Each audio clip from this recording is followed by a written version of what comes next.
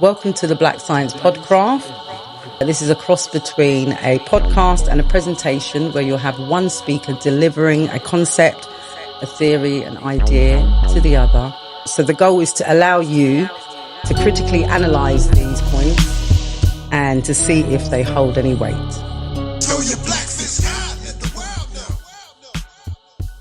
So why Black Science? So there's a few reasons behind the term Black Science. Stay tuned to find out.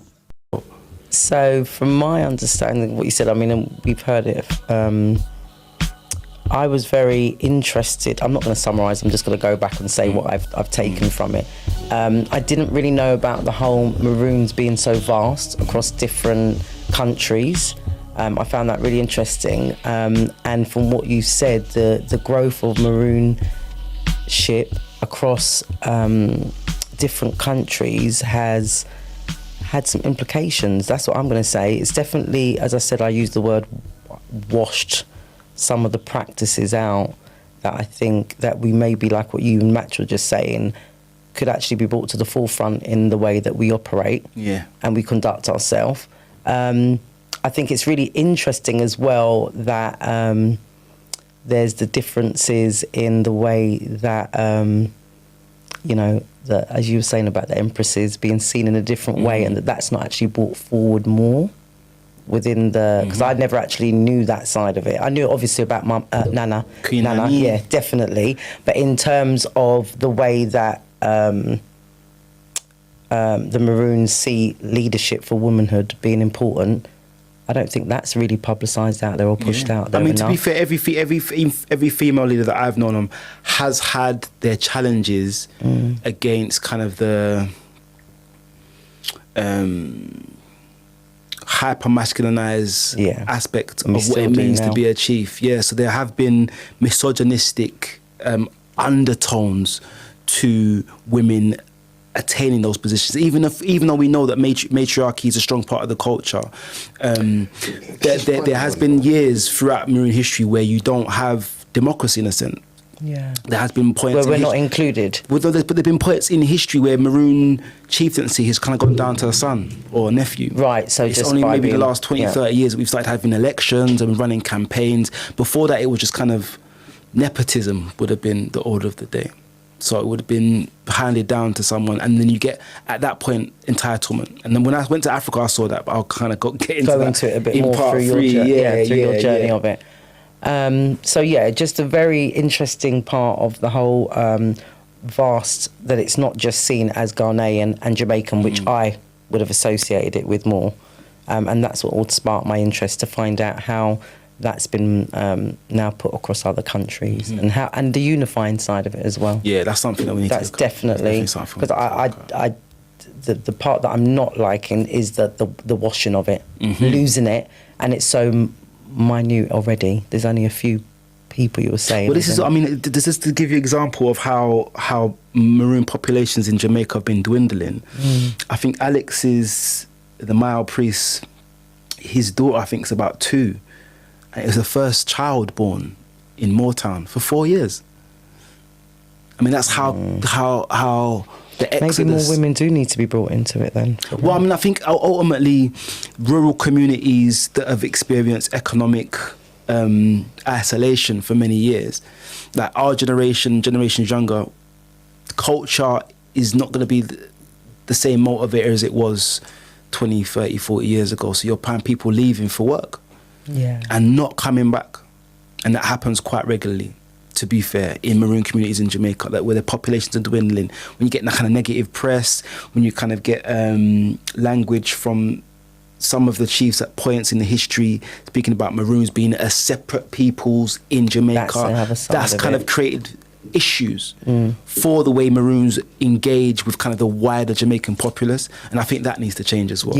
And I think that was kind of the issue that some of the chiefs had with Chief Curry when he first came in, is that it felt to them like he was trying to separate Maroon communities from the rest of Jamaica. And actually, if you go to any Maroon community, apart from some of the, I mean, you'll see Andinka symbols, you'll see kind of, you'll see aspects of Africa. Akwaba sits at the front of all of the Maroon communities, which is 24 welcome. it brings in a lot of different cultural practices. As you said, it covered Mali. You said quite a different few countries in Africa, isn't it, through the practice? So it's actually unifying, I think. Well, I mean, yeah. I'd like to think so. I mean, time will tell how we as Maroon communities in the diaspora are able to kind of connect. And I think the councils, setting up councils is one of the best way to kind of plan global action. And you're going to go into that in the next part of your... my initiation. Okay. Did you have any questions? Yeah, I mean, so is that a thing where the Maroons trying to be separate? I didn't really... It's not. I wouldn't say the Maroons trying to be separate. I think when Richard Curry specifically was trying to speak up around some of the issues around zoning, some of the language he used was perceived as isolationist. Richard Curry is the current chief of a compound.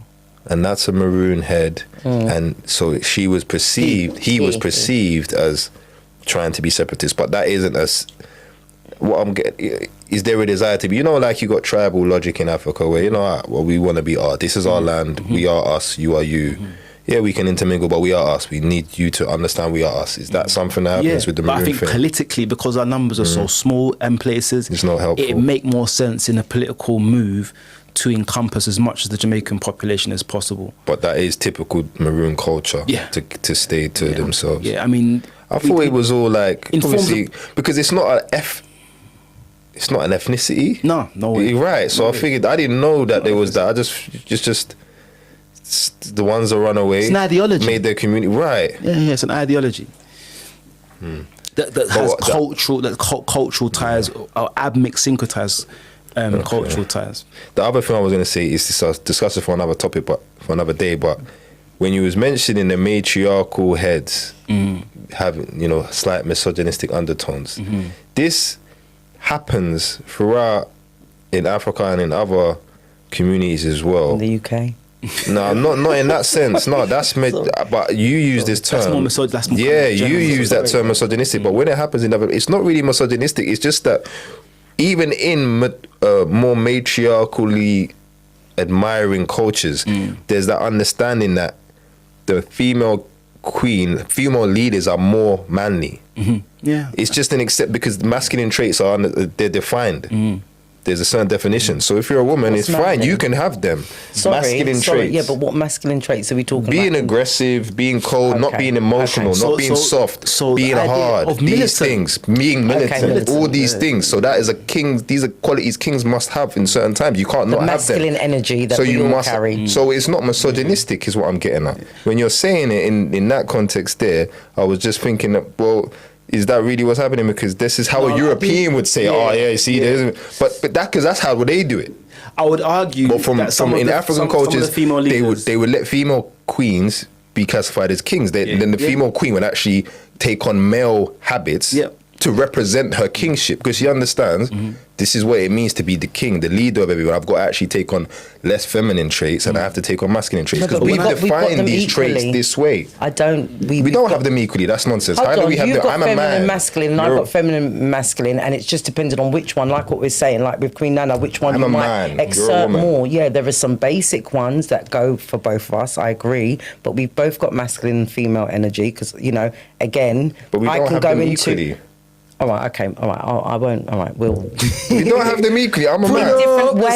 In different ways, we have them equally. So I might have my feminine in this way, but you can still tap into that feminine in the way that you might approach certain things. Like what Queen Nanny had to take on to be more masculine. It doesn't mean that she wasn't feeling some feminine. I mean, when I say misogyny, that's what I mean. When I say misogyny, though, I would argue that, I know for a fact that some of the prominent female leaders in Maroon communities have experienced barriers to their leadership that they would say the men don't want me to lead in this kind of way. And it may well I know what you're saying then. It may well be of pride. So I know what you're saying. That's different to what I thought you were saying. That's different to what I thought you were saying. Okay. That's different to what I thought you were saying. Yeah. So basically you're just talking about men not wanting to be led by a woman. Yeah, that kind of a lot thing. of men struggle to take orders from a woman. That's different. That we know. This is the emotional stuff. No, that wasn't no emotional stuff at all. That was my logical brain talking and saying what was real. Okay. Go on. What I wanted to kind of go speak to is some of my initiations. Yeah. I guess some of my experiences in Jamaica as a child, although initiation wasn't overtly stated, I was exposed to ritual points. Before you go there, what is an initiation? What do you mean by that term? So initiation, I would define as a process of learning and training specific cultural practices in any order or any spiritual system. So although the Judaic systems don't have an overt initiation, most of the esoteric aspects of all religions will have aspects of initiation. I would argue taking Shahada as an initiation. Yeah, definitely. Baptism is an initiation. Yeah. They just don't use that term. I say that because you got to be that term. People attach that term to occultism, and therefore it's negative. So just being clear and to demystify the term, what it is, because baptism is an initiation. Bar mitzvah is an initiation into manhood, and all of these they all do initiations. They just don't use those terms. When you use it, people will think, ooh. So I mean, I think the reason why I say that is that my gran in Jamaica would. She was a Rasta, so she outwardly the culture. I would have said in my late teens, my great grand Rasta woman. But actually, when I kind of look back at some of her practices, she had Egyptian tarot cards. She spoke to nature in a way that I haven't seen people do over here. Like it seemed like she had a personal relationship with our front and back garden. She died 106, 107. She was blind, I think, for the last 3 or 4 years of her life, but she knew where everything was. I didn't know she was blind. As a 4, 5, 6 year old, I had no idea. So I was exposed, and I think the teachings, for the most part, I mentioned earlier, of a priest and a warrior. So I was exposed to the DeLawrence books, for example, L.W. DeLawrence books. So he had the Obia Bible, the Master Key. These were books that were banned in Jamaica for years. I see a guy on YouTube having some debate with somebody, and he's talking about D. Lawrence, and I didn't know what the talk was. He's probably talking about some demon thing. He's an American occultist. In culture, he's American. In Jamaican culture, is that because he was talking like in Jamaica. Jamaicans know D. Lawrence. You don't play with that. You don't da. I was like, wow, what is this D. Lawrence? I was proper thinking, what is this? I had to Google it, bro. Yeah, you know what I mean? There was banned books. So I was exposed to the Seventh Key of Solomon that has kind of loads of sacred geometry in it. So I used to do on a graph paper sacred geometry. I mean, I didn't call it sacred geometry. It was just art at that time. It's only kind of looking back that actually it formed the basis of my meditation. So briefly, you spoke about breath work in your boot camp. These are things that I was taught as a child. Now, I would say that was a form of initiation. I mean, if you define it the way you define it, then it is in a sense. So I guess then in my late teens, early 20s, when I was kind of... I suppose it's like a structure. I think that's part of the definition of initiation. There's got to be a structure. It's specific. We're doing a specific thing to bring you into a specific way at a specific level. And sometimes during initiation, you're not always told what that next level is. Which is what we're going to go into. But even if you're not told, there is a specific thing attached to it. You might not know, journey, but the people initiating you know exactly what you are being initiated to, what level, what it's for. There's a code. There's a code to what we're doing, and that's that.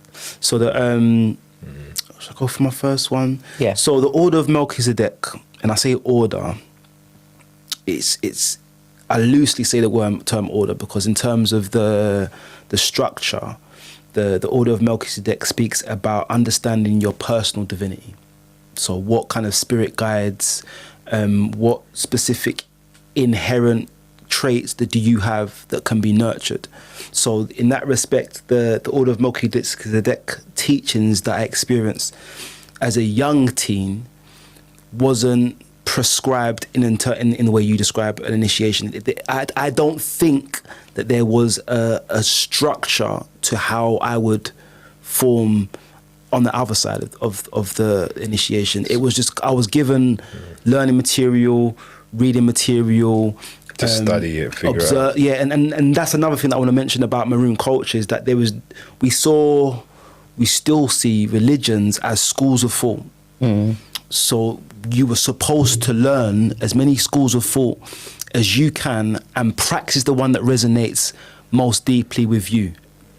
So the Order of Melchizedek. Melchizedek. So Melchizedek in biblical folklore was the king of Salem, taught Abraham how to kind of understand and observe the divine. And I think that's the... So what, sorry, I was going to say, what is that?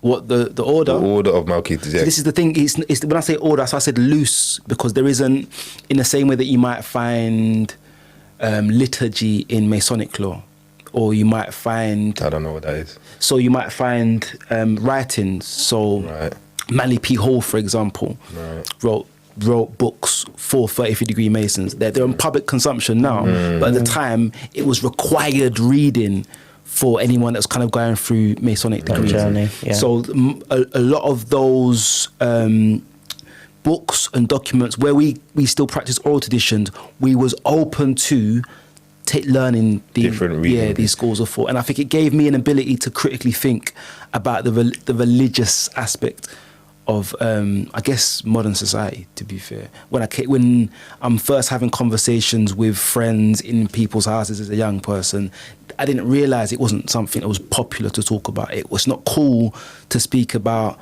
esoteric thoughts and approaches in Christian houses. Like I was told that I'm a juju man. I come out of the house. Don't want our youth playing. Yeah, and I think. So before you go, what is the order? What is that? So that I say Order of Melchizedek. Melchizedek is a body of teachings. So I guess the mythos behind it is that Melchizedek was one of the archangels. This is mythos. I don't necessarily subscribe. So this is in the Christian logic, in the Christian theology. I guess it's esoteric Christianity, because you won't find, other than Melchizedek as the king of Salem and a teacher of Abraham, you won't find anything else in the biblical canon. Because I never heard of this until you mentioned it, and I googled it. I didn't know what it was. I figured I'll ask you one day. Yeah, you won't find a lot. So there is a teacher, Drumvalo Melchizedek, and I wasn't aware of his work when I was younger, but I do think, the work around the flower of life, the work around sacred geometry, the work around alternative world history, this is like the corpus of the Order of Melchizedek. So I was actually initiated in the School of Remembering, which was the first. For many years, I couldn't read or take in European literature seriously. So it's just a different take on Christianity? What, like, was there a guy that came with this? Well, I mean, that's why I mentioned Drumvalo Melchizedek now, because I think before Drumvalo Melchizedek in probably the 90s came with the kind of a few books and I guess not dogma, but a very specific curriculum. So there was kind of breath work, meditation, chakra cleansing, third eye opening meditations. These are the things that I was doing in my late teens. But the reason why I mentioned Drumvalo Melchizedek is because for a long time, as a person, as a Maroon, I didn't take some of the European New Age stuff too seriously until I was I was exposed to the School of Remembrance. So I'd done a 3-day retreat, but we kind of had to read quite a few books before we got that. So I'm a accredited Opening the Illuminated Heart facilitators. It's kind of breath work, chakra cleansing, and these are, I guess, tools I've used for my own spiritual and mindset peace of mind, but also I mean, go straight to the thing. And those things come from that order. That school of remembrance is from the order of Melchizedek, yeah. Melchizedek. So you initiate into that system through that school. Yeah. And that system started with a guy came with it. See, this is the thing. This is why I said mythos and kind of eponymous ancestors, because actually, many of those biblical patriarchs, we can't prove they existed. And Melchizedek, in terms of he was the person that gave Abraham the tools to build what we know now as Judaism. But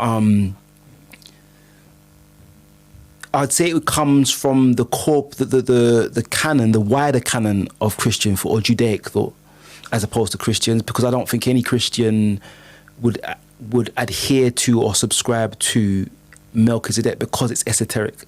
Because I'm trying to figure out, where did that order start, like, or how did it start? When I say order, that's why I said loosely, because there isn't. Yeah, I'm with you. You can't. There has never been that school of thought. Then, where did that school of? How did it start? Where did it start? Where did it come from? What person started it?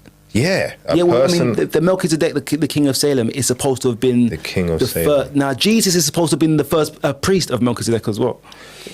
Not like in the theology, like, you know, like you got the Mormon Christian people, right? There's a name, there's a John something in it. This guy, he came, he started and he said, I found the Bible, He started it. Yeah. Whatever the theology says is what the theology says, but he come with the this order of way Melchizedek of thinking. Then, in that respect, was started by Abraham's teacher.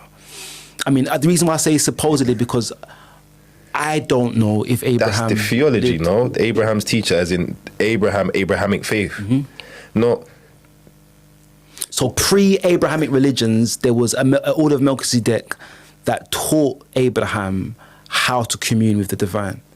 And I don't know, that's why I say supposedly, because we can't prove these things. We can't prove oral tradition. Because I'm getting lost here in that order, as you're saying that in 1000 in the 11th century, that would have existed. Yeah. So there was an order of Melchizedek, and it's always existed. Who was practicing or who was studying it at that time? I would argue, because I had never heard of that order. That the teachings or the school of thought of Melchizedek would have been syncretized into what we now know as Judaism. No, I get that. So what you're saying is it's like Sufism to Islam. I get that, right? But even with Sufism, you can go to a date when it started exactly, right? I'm looking for the date where this started. You can't do that with Melchizedek. But surely, because there's a book attached to it. Maybe it's just the beginning of time. There's a book now. I mean, it's the 20 years ago. Melchizedek, the John and before that, it existed. Before that, again, it was a school of thought. So when my aunt, my grandma would say Melchizedek, they're speaking actually from a biblical sense. They're trying to teach me in a way that isn't biblical. They're trying to take certain aspects. The Lawrence books, I would argue, in the process of me becoming aware of Melchizedek teachings, I was reading the Lawrence books. Now, very few people in esoteric Christianity would even take that struggling. Yeah, I'm with you. So basically, I started with that one because it's a school as opposed to an order. So they say order of Melchizedek, but it doesn't have the same governance. I'll speak about a couple of more of my initiations, but.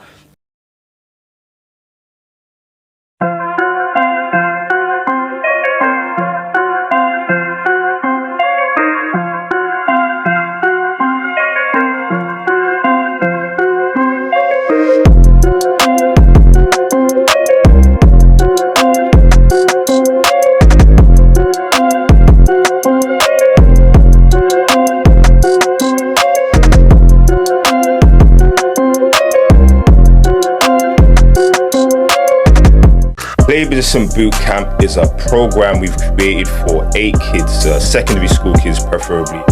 And basically we teach strength and conditioning, we teach boxing, fundamentals, meditation, which includes breath work and mindfulness, and nutrition. We just teach them some things that we had to learn in later life, and it would be nice if someone had told us a bit earlier. Now, it's a community funded program, raise money to run this and pay for this. We give them a whole bunch of kit. They all get some gloves, they all get wraps, they all get a medicine ball, exercise mat, skipping rope, and they all get a resistance band. You even get some more stuff from sponsors that have supported this boot. And it's all done in Brixton Street Gym, the original sponsor. Yeah, if anybody's interested, please get in contact, pypbootcamp@gmail.com if you want to try and get involved in the next one, because we're going to keep running this, try and keep it a distant program. Other initiations that I've inducted into have way more tangible things to reference from. And I said, I did reference the Earth Center, which is my Dogon Kemetic tribe, and that's probably the most academic that I've experienced. So we done Sunt, which is Dogon healing, Kartibi, which is my favorite, which was Dogon philosophy, and then Medu, which is the language, and then also the Kemetic Shrine of Martyr, initiated into about 3 years ago, and that kind of dealt with the kind of a history of Kemetic thought, the origins of Christianity being in Kemet, and breathing ritual, fasting. That's the first time I've kind of had fasting as a prescribed requisite for the initiation. We had to fast.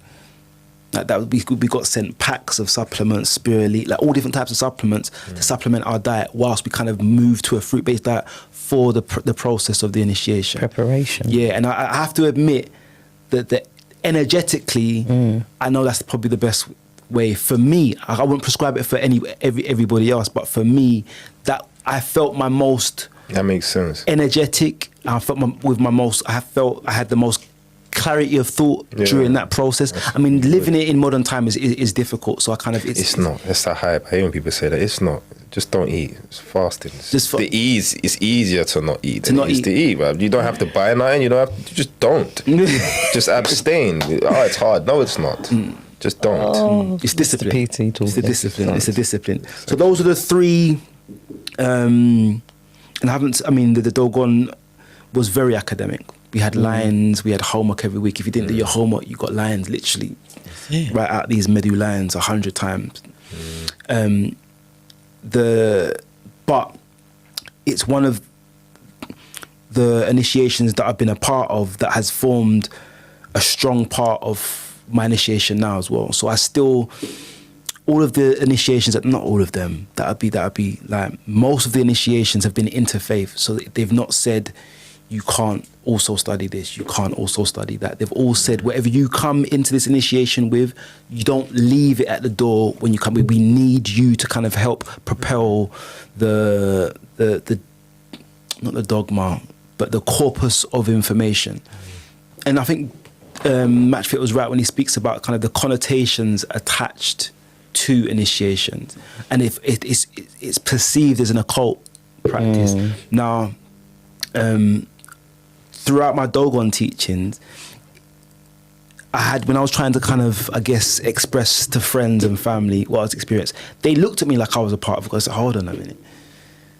It sounds dogmatic. I remember even challenging some of the teachings at the time where actually you have to have complete trust in your teacher. Yeah. And I realized it's a part of my Western conditioning where I need some academic, some book, something to refer back to.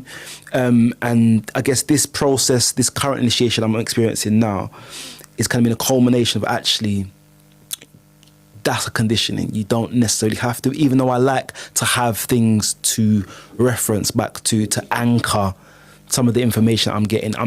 I still find it difficult to be told something by someone that I trust as a master and not still do my due diligence. Yeah.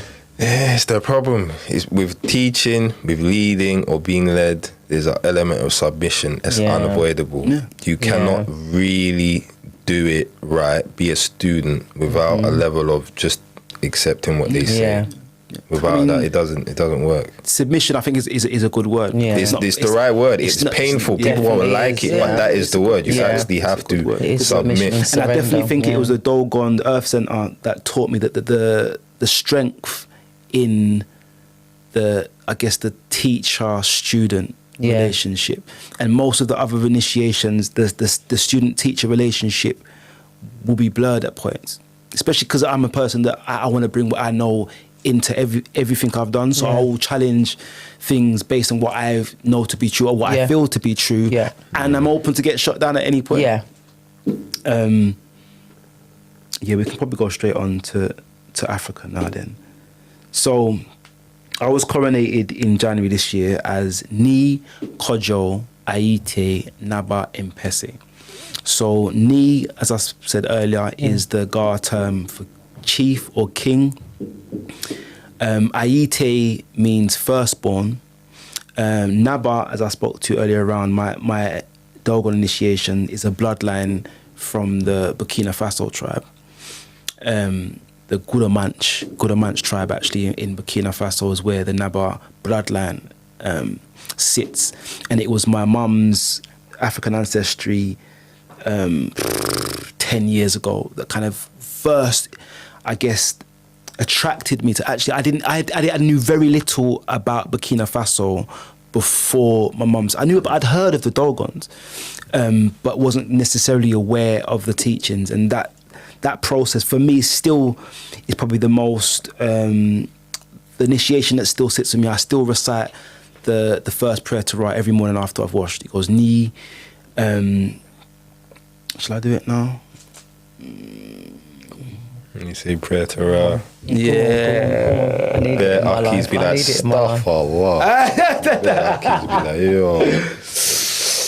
It's basically opening myself to divine, asking for divine wisdom and protection, and then the rest of it I'm not supposed to translate. Mm-hmm. So I even had to kind of discuss with teachers whether I'm even allowed to say it publicly, because the way we was taught, not just as a Marine but throughout initiations, is that it's public, private and sacred. The public and private things can be discussed.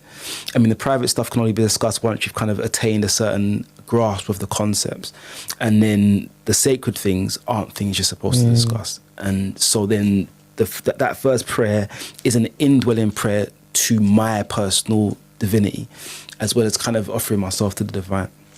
So I love that. When I was when I was coronated in the Nyankopong tribal nation as chief for culture, heritage and development, I said earlier that I was put onto a number of councils. And on that council, I met a number of chiefs from different parts of Africa, Sierra Leone.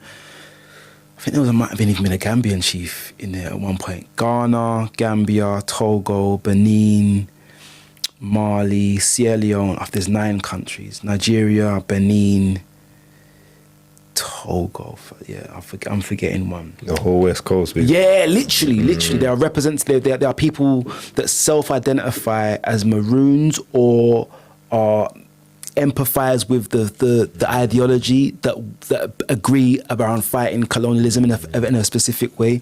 So I was brought onto one of the calls last year to speak about Chromanti and kind of the admixture, the creolization of the language. And one of the chief asked me, like, what do you think we should be doing? And I remember saying, if you ask me, I'm going to say. And I think one of the things I mentioned at that point was we as Jamaican Maroons will go to the UN every year to kind of do culture exchanges. So we'll kind of play drums, do Kumina drums, we'll kind of promote our culture. But we very rarely, we don't go there with kind of political mandates, like specific goals and ambitions that might kind of push the nation forward. Yeah, so it was the Mpese royal family, and the Mpese are Rastafari royal family, and the 9th tribe, the 9th Gar tribe, the youngest Gar tribe. And the chronology goes that the Gars initially were a priesthood, but when they settled in Ghana and in Accra, and Accra became the economic capital, the chieftaincy went from kind of priests to many land and development chiefs. So big salute to Chief Ni Daku Congo, who invited me on a royal visit. I mean, that's how they viewed Maroons at that point. They viewed all of us as royal family. So they invited me.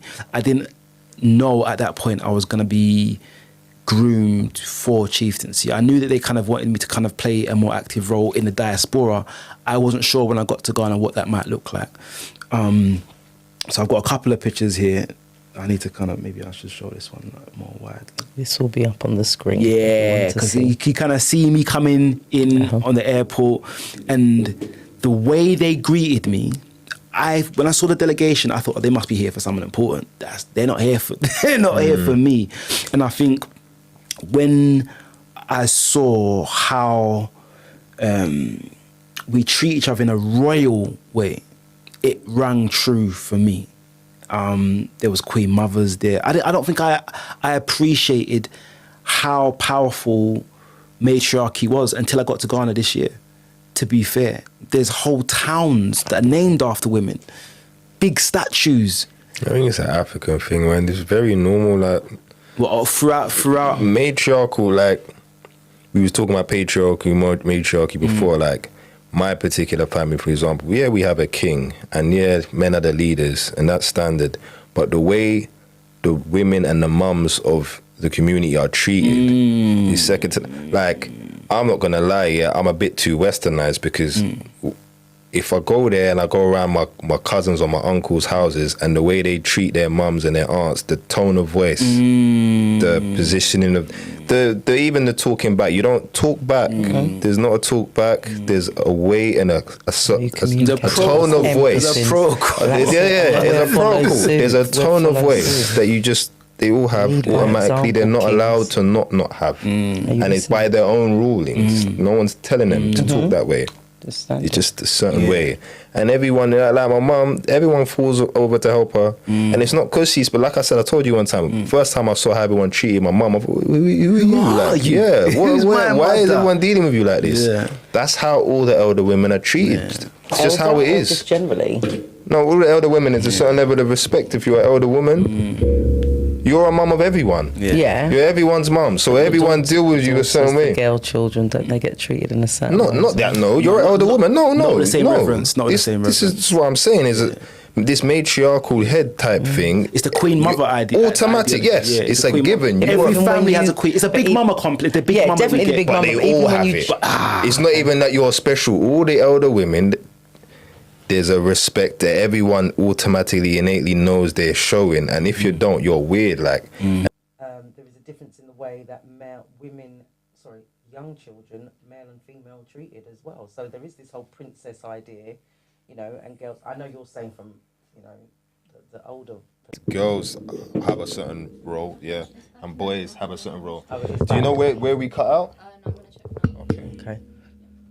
All right, okay. Yeah, I'll keep it the to where boys you're have a saying. certain role, girls have a certain role, and they are treated to that role. What was I saying? You things we're talking about the standard of elder women, though. Yeah, that's a given. And like, I think it's the way we treat elders. Or adults. No, I don't think. I was say, isn't it? Let's not say elders. Let's say adults. I think adults. I would say elders, because it's definitely an elder. No, it's like an elder thing. Once you are an elder of everybody is treating you like you are the queen, right? You are the you literally. I am supposed to get you your water, take you home, drive you home, pick you up.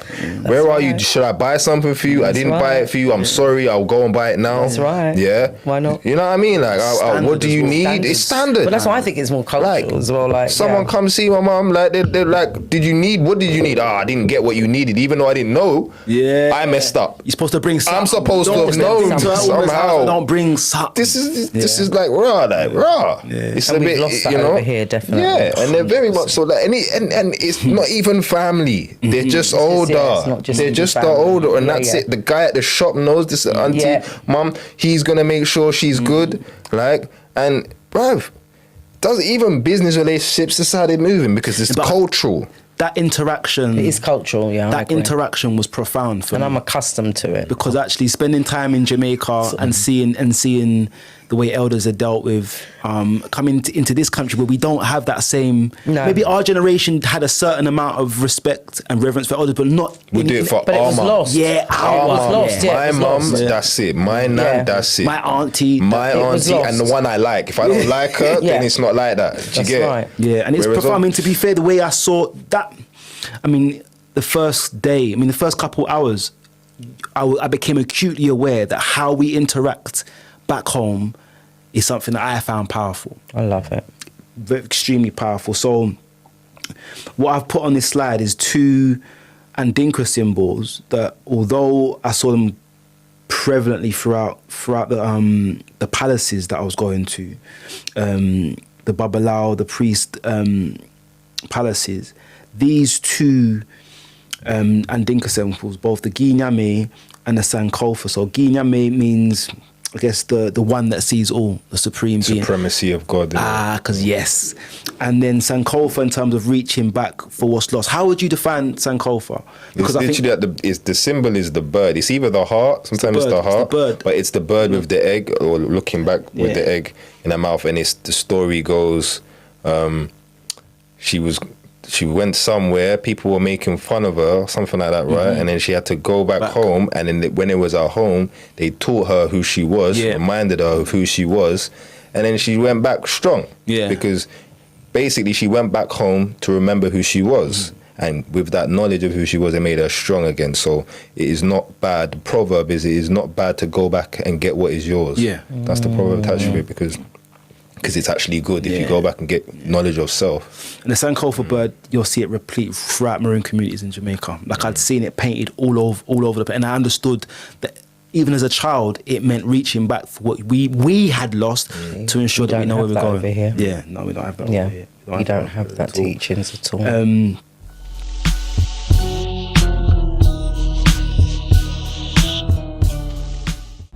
Check out the Ndinka Symbols Connect the Dots Drawing Book series. We have 4 books in the series, all with 33 Ndinka symbols turned into Connect the Dots puzzles. You have the name of the symbol, the phonetic spelling of the symbol, the meaning of the symbol, and the proverb attached to the symbol, because they usually have one. You can catch them all on Amazon. Enjoy, fun for the kids.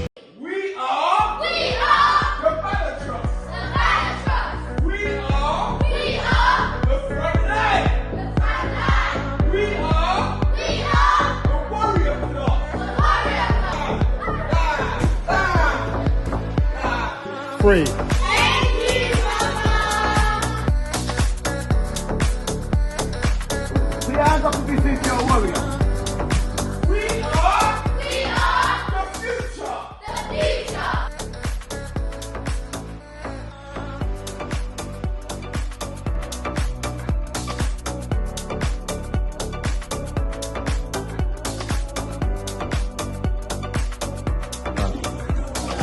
Who made that one?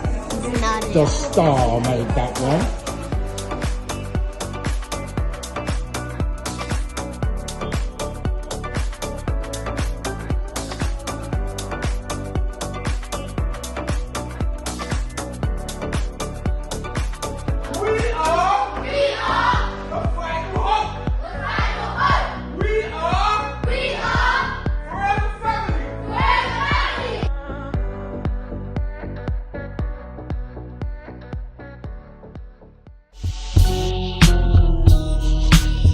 So when I got to Ghana, it was clear that I was being groomed for chieftaincy. So the first maybe 6 days, I think it was, I spent 9 days actually. I spent 3 days in each of the Babalao's palaces, and I think Babalao is usually a term used in Nigeria. Baba means father, and Lao translates as it relates to Babalao, because I'm sure Lao has its own separate meaning taken out of the kind of the full term. But Lao means secrets, herbs. Secrets and herbs. So the Babalao was the father of secrets and the father of herbs and a healer. Healing. I remember you saying that one time. Healer, herbs and secrets. And I even remember asking her, so I thought Babalao was used in Nigeria. But actually the Gar priests will use the term Babalao. And I heard the term priest used a few times, but I think, again, that might just be a consequence of colonialism, just using the term. Because these are people that don't speak great English, they speak Gar, but they will still use the English term priest. And I mean, to be fair, they might have just used it because they thought I might not have known Babalao at points, so I was aware. No, it's when they mix up the English. Yeah, they mix it. So part of the process, I had to spend 3 days in each of the Babalao's palaces, having deep conversations about my history, my background, my views. I mean, at that point, I just thought it was conversation where, you know, you first meet someone, you kind of go through your whole backstory, if you like. I didn't realize that I was kind of being assessed at that point to see kind of whether or not I had the character that they thought was kind of something that they wanted to bring in to the family. So talc was used white in terms of as a purification. I don't speak Ga, and there was points where the Ga that was spoken wasn't always translated, and that kind of took me back to the idea of master teacher or teacher student. Actually, the submission. Like, you don't have to be aware of everything right now, as long as you trust that teacher. So I spent a number of days in that first week with different priests or babalaos, and it had to have been a second day. I became aware of the letter paperwork that went into the Ga King Taki, but the Gamansi, and I think it's important to mention this here, the Gamansi is a title used for a Ghanaian king. So I met the Gamansi King Taki on my third day. It was a huge convoy. I mean, I should have known how big it was just because of the size of the convoy that was going there. But because we wasn't the only family that was visiting the palace that day, I just thought, this is how everyone gets there. But you have to kind of take your alcohol, your money. There's a contribution that has to be made anytime you kind of present to the king. Yeah. Awesome. So I wasn't made aware of what I was expected of me. So I remember the palace staff said I had to take my glasses off. Like, these glasses, although prescription, in the sun they get darker. They said, no, you take them off. The king needs to see your eyes. Let me take my glasses off. So everybody there spoke. Well, not everybody. The chief spoke. And when they spoke, they didn't speak to the king directly. They spoke to his assistant. You're not even allowed to look him in his face when you're talking. You have to speak to the assistant, even though he's hearing everything. And the assistant is not kind of speaking. He's listening to you, but in terms of respect, you have to kind of address the assistant. So who became my Asante priest, he spoke. And then when he sat down next to me, I'll probably show you. I'll show you at some point. He looked at me, he's like, it's your time to speak. I'm like, huh? I thought I was just coming to kind of experience it. So I kind of spoke around my journey as a Maroon, the understanding that I'm coming home to my African family. On that day, he'd asked to see us, I think, a week later. But on my way back from the trip, from the palace, one of the chiefs said to me, I've never been to the king's palace. This has been an amazing day. I was like, what, you're chief? Like, what do you mean you've never been to the palace? He said, no, because yourself, there was a few of us from the diaspora. There's a woman from America, salute to Nware. She's an interfaith practitioner who's also in Pese. She also spoke about her practice. But it was because there was people coming from the diaspora that the family was granted like a private, even though there was people waiting for us out. So, you know, like as a queue, we had that maybe, was in there for about an hour maybe. But he didn't know where the king lived. He'd never been to the palace. And I didn't realize how big a deal it was until I got back to one of the palaces, and it was on the equivalent of ITV News, London Tonight, 7 o'clock. I saw a small guy with like a small cannon, but just thought someone's just recording it for posterity purposes. No, it was on London Tonight, like Ghana Tonight. You? Yeah, I saw my speaking. I was like, okay, it was a big event. And then after, I said to the chief, I didn't realize it was so big. And he said to show me the paperwork, get there to send official papers to the king's press off. Like it was a set of protocols they had to do to ensure that we got a meeting on that day. And I think for them, it was, these are the people that we're bringing into the family, even though neither of us, me or not, didn't know at the point that we was going to be coronated. After that meeting, I think we had like a follow-up debriefing meeting around what was discussed, and it was the king's idea that he wanted us to kind of develop some diaspora initiatives. We didn't get to go back. I didn't get to go back because I wasn't there for long enough. But that process in being shown the protocols, I was taken to a number of court hearings.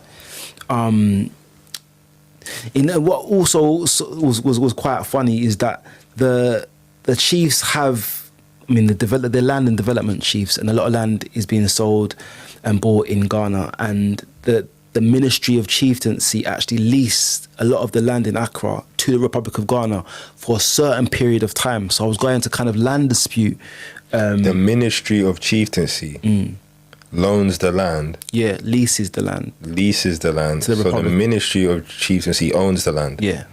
The chiefs own the land. Yeah, the chiefs own the land. And they lease it And they lease to it Ghana. to the Republic of Ghana for a certain amount of time. The reason why I mentioned that specifically is because I went to one court case where what had happened was, if the Ministry of Chieftaincy had given them 100 years on a lease, say, crooked business people might sell the land year 98, 97. And it's got, the lease don't count no more. Yeah, and I saw a Swiss company that kind of built a plaza, the foundations of a plaza, and because it was like 2 years out of their lease, the chiefs just took it back. I went to weddings and funerals out there, amazing, in terms of the congregation, each the groom and the bride's congregation, the way that it's... I'm not gonna lie, the Ghanaians and the Nigerians, they go hard. Yes. Their weddings are mad, dramatic, they do look good, I wish. Again, with the protocol, when we went to one of the, I think it was a funeral, as chief, I was with a group of chiefs, we had to kind of just walk around and wave for a couple of laps before we sat down. I'm not gonna get a chance to go into the full initiation process here, so I'm not even gonna start it, because the process of going into the temple, the process of experiencing what I would call a profound spiritual experience in the temple when I was initiated. We spent 3 days in initiation temple. On the way, actually, no, I can't start it. If I start it now, we're gonna have to go. I don't think I should go into that bit. We've got like 10. So we're gonna have to do another one on this. Because this process I need here, the initiation process. That's this the part I'm looking process, forward to. this is an hour. So this is your journey up until this. That's fine.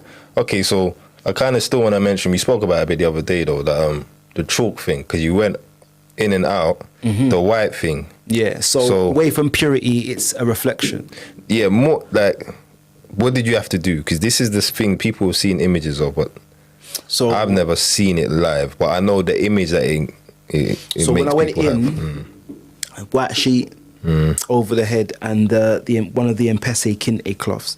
Every time I left the temple, I had to have a white sheet over me. So you can't see, like it's covering your face. I mean, it's linen, so you can kind of see where you're going, and as you go to it, you're going to lift it up and do what you're doing, but no one else is supposed to see you because you're in a process of transformation. But yeah, the wearing of white and the cleansing, and we spoke about this a bit in your episode around kind of the white being the absence of color and the ability to kind of absorb. No, white is the reflection. Yeah, deflection. Black absorbs. So there's the linen and there's the linen and there's stuff as well. Powder. You said something about white talc. Yeah, white talc. So you covered your whole body in this. So no, it was my arms, my chest. Put it back on my.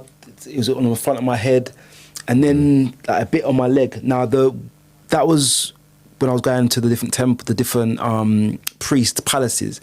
When we actually got to the king or the chief, Neo Sabu is the patron of the Mpese family, but he's not just the patron of the Mpese family. He's the patron of most of the tribes that inhabit Accra. So I think there's about 4 families that inhabit Accra, and he's kind of the patron of all of them. We was given chalk, and we was told to put all over our bodies. Chalk. I've got pictures of that as well, but literally all over.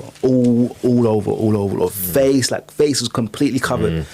And what's the purpose of that? So purification, but I think purification and protection, but the protection aspect, I would say, because I wasn't told. I was told this is a purification, but I wasn't given anything more than purification. So that was my research, and kind of what resonates with me is that it's not just about the purification. There is a protection aspect of it as well, because when you're going through the initiation process, you're vulnerable. I mean, I had to fast, I think, 4 days before, and then every 6 hours in that 3 hours, they gave us something very small to eat.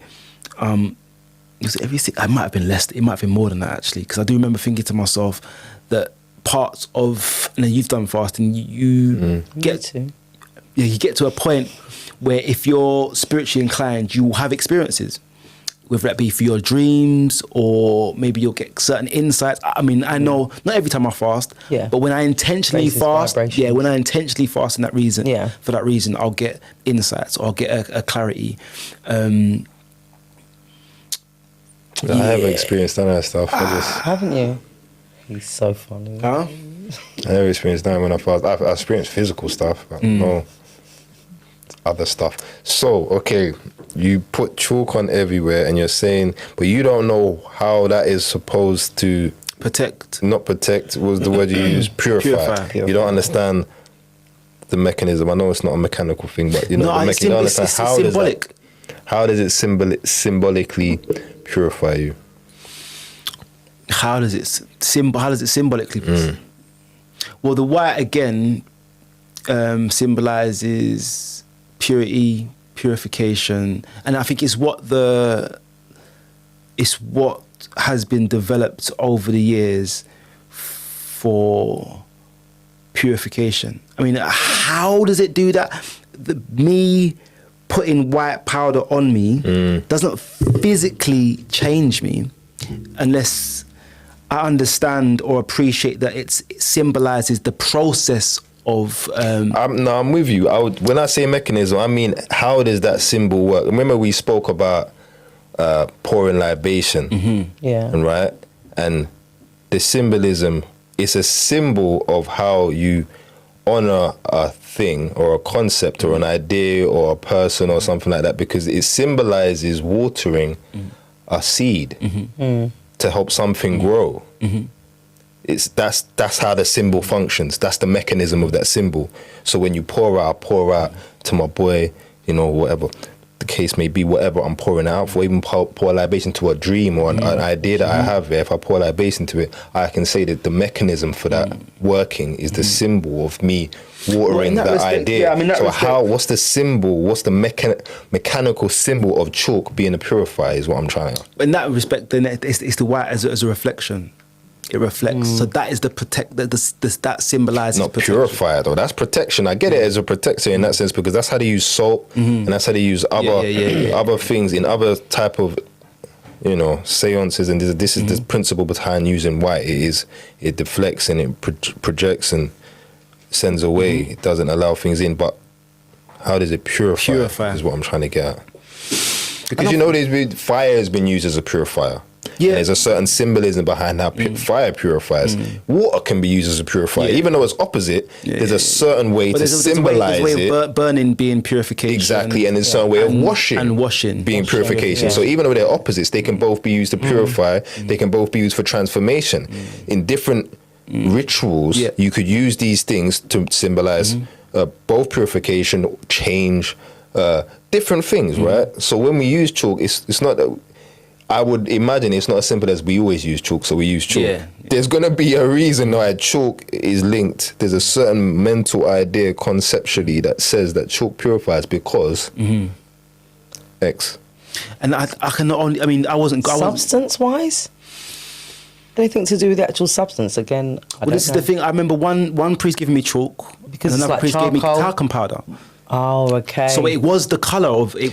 Definitely talcum powder is going to be because of the European influence, because that's not even a natural thing. It's not even natural. Chalk is natural. Like exactly. So that's something we might have done without anyone's influence. But talcum powder, we just got it off of them. And that shit is actually bad for you. And then isn't chalk got some kind of properties as well in there as well? Yeah, well, there is... there is purification in chalk. In chalk. In chalk and chalk, I'm sure. But there is. again, I can't. So you use it to clean stuff. Yeah, somehow. I think so. Yeah. Okay, then that makes sense. Maybe- Yeah, so it's maybe not we the look whiteness into for that. No, but it's No, but it both. could be both. No, for that purification aspect, it's the right. fact that it has the cleaning capacity. Yeah. Maybe that's what It's it is. used to Maybe we clean need to look things. into that. But Yeah. I do know that chalk, it's Because that's my thing. Remember, with me, properties. I don't like about, because as much as I've not been initiated in those systems. I feel like I've taken the time to have a good understanding of African spiritual systems and ideas and whatnot and concepts. And I don't like the way that the things we believe or said are taken at just superstition. Face Yeah. Face value. Oh, they just use chalk because they're dumb and they think they're No, there's a certain logic. There's a certain idea, a certain conceptual reality they're employing there. And I was told there was chemical properties but I wasn't sure told that- which one. yeah. I was told there was I mean, we chemical could look that properties in up ourselves. chalk that cleanse. Yeah. But I don't This know. makes what it is. sense. Only No, the if only you reason say I that- say that is because of early years and when children eat it, or like, we're not really fuss because Yeah. there is. I've something not heard around it, but if that was the case, then that see what I'm saying, that makes sense now. That's the mechanism. That's why we use chalk, because it's a cleanser. That's what it is. But what we'll do in the next offering is we'll go deep into that process, because what we've done, we've kind of Go touched into that process and talk more about these symbolisms, these different things about spiritual systems. Yeah. I like. And I think the goal, away from the initiation, the goal, part of my goal is to demystify some of these practices. Yeah. But again, at this part of my initiation, I'm in submission mode. So there's questions that I ask, but I haven't, I guess, delved deeper into the use of chalk We're specifically. sharing it in real time. Yeah, even what will feature in our next part will be the idea of blood sacrifice and the use of it, the benefits of it, why we started to do it, because these are things that because of the Rasta background, it didn't sit well with me. The first time I saw a goat killed as a child, I was thinking, why not killed, but used as a ritual? Sacrifice. I didn't understand Literally, what it was, and I think Still we killed, can but delve into that more deeply Definitely. in the next episode. Needed. Okay. All right. Say no more. We're